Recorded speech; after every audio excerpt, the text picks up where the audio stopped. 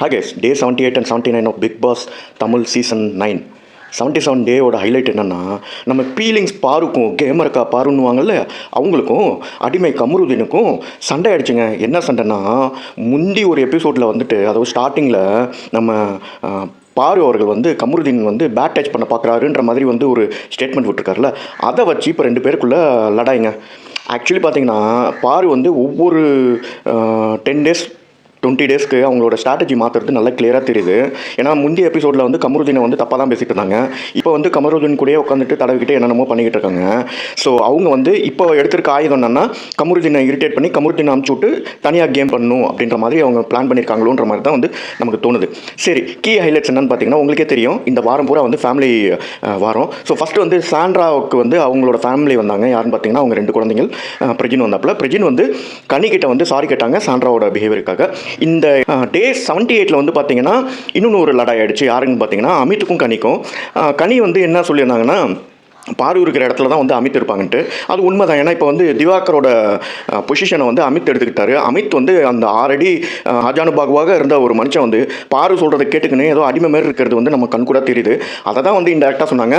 அதுக்கு வந்து சாரியும் கேட்டாங்க. அது வந்து நீ சிரிச்சுக்கிட்டு சொன்ன, நீ சிந்திக்கிட்டு சொன்ன அப்படின்னு சொல்லிட்டு அதுக்கும் வந்து குறை சொல்கிறாரு அமித். அவங்க ஒய்ஃப் உள்ள வந்து தான் அமித்தை திருத்துவாங்கன்னு நினைக்கிறேன்.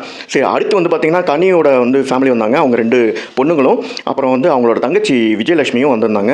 விஜயலட்சுமி 2-3 பாயிண்ட்ஸ் கரெக்டாக சொன்னாங்க. நீ வந்து எந்த 1 hour எபிசோட்லையும் வரமாட்டேன், ஏன்னா நீ வந்து கான்ட்ரவர்ஷியலாக எதுவும் பண்ண மாட்டேன்ற மாதிரி வந்து சொல்லிட்டு போயிட்டாங்க.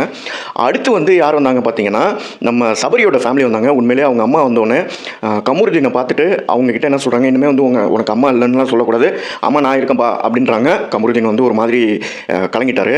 அந்த அம்மா வந்து வெளியில் போகும்போது நம்ம வினோத் அவர்கள் வந்து அழுதுட்டாங்க. ஏன்னா வினோதோட அம்மா வந்து ரீசெண்டாக தான் தவறி இருக்காங்கன்னு நம்மளுக்கு தெரியுது.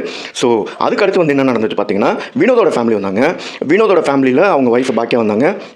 வினோத்துக்கு அப்படியே ஈக்குவல் கேரக்டர்னு சொல்லலாம். வினோத் எப்படிலாம் வந்து கவுண்டர் கொடுக்குறாங்களோ அந்த கவுண்டர்லாம் வந்து அந்த ஷோவில் வந்துட்டு அவங்க ஒய்ஃப் வந்து அவங்க ஹஸ்பண்டுக்கு கொடுத்தாங்க. உண்மையிலே பார்க்குறதுக்கு ரொம்ப நல்லாவே இருந்தது. இந்த 2 நாளில் வந்து சபரியோட ஹாப்பினஸ் வந்து நம்மளால் பார்க்க முடிஞ்சது. யாரோட ஃபேமிலி வந்தாலும் சபரி மற்றும் கனி வந்து உண்மையிலே ஜென்யூனாக ஹாப்பியானாங்க. இன்ஃபேக்ட் கனி வந்து சாண்ட்ராவோட ஃபேமிலி வரும்போது கனி தான் பயங்கரமாக அழுதாங்க.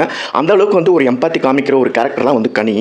ஆக்சுவலி இந்த இடத்துலையும் ரொம்ப கேவலமாக யார் நடந்துக்கிட்டாங்க, யார் வந்து ஸ்பாட்லைட்டை வந்து திருடணும்னு பார்த்தாங்க பார்த்தீங்கன்னா, நம்ம பீலிங்ஸ் பாரு தாங்க. பீலிங்ஸ் பாரு நல்லா தெரிஞ்சு வச்சுருக்காங்க. என்னன்னா, இவங்களுக்கு வந்து நம்ம வந்து ஸ்பாட்லைட் கொடுக்கக்கூடாது. ஸோ நம்ம கொய்யா வாழ இருந்த நாய் மாரி கத்தணும் அப்படின்றத வந்து நல்லா புரிஞ்சுக்கிட்டு இந்த ஃபேமிலிலாம் வரும்போது கொய்யாமையானு எங்கேயோ உட்காந்துக்கிட்டு கற்றுக்கிட்டு இருக்கு. உண்மையிலே சொல்கிறேன் கமருதீன், அந்த பீலிங்ஸை விட்டு வெளியில் வாயா, உனக்கு நல்ல கரியர் அண்ட் லைஃப் வெயிட்டிங்கு. நீ ஆயா பின்னாடி எதுக்கு சுற்றுறன்னு சத்தியமாக எனக்கு தெரியல. Thank you, bye by.